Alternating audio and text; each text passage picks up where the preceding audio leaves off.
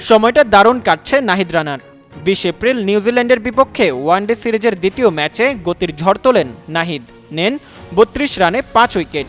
Match সেরার পুরস্কারও ওঠে তার হাতে। এবার আইসিসি থেকেও এলো সুখবর, ওয়ানডে র্যাঙ্কিংয়ে বিশাল লাফ দিয়েছেন নাহিদ। ৩২ ধাপ এগিয়ে ৬৪তম স্থানে উঠে এসেছেন বাংলাদেশের এই ফাস্ট বোলার।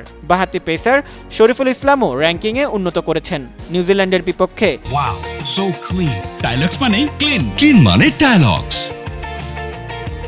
সিরিজের প্রথম ২ ম্যাচে ২ উইকেট করে নেওয়া শরীফুলের অবস্থান ৩৯তম। ওয়ানডের ব্যাটিংয়ের র্যাঙ্কিংয়ে ১৪ ধাপ এগিয়েছেন তানজিদ হাসান। বাংলাদেশের এই বাঁহাতি ওপেনার উঠে এসেছেন ৪০ নম্বরে।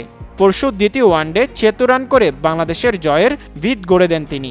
একই ম্যাচে অপরাজিত ৩০ রান করে ৫ ধাপ এগিয়ে যৌথভাবে ২৬তম স্থানে উঠে এসেছেন তাওহিদ হৃদয়। দ্বিতীয় ম্যাচে ৫০ করা নাজমুল হোসেন ১ ধাপ এগিয়ে ৪৩তম স্থানে আছেন। তবে এই সিরিজে না খেললেও ওয়ানডের ব্যাটারদের তালিকায় শীর্ষস্থান ধরে রেখেছেন নিউজিল্যান্ডের middle order batter Daryl Mitchell.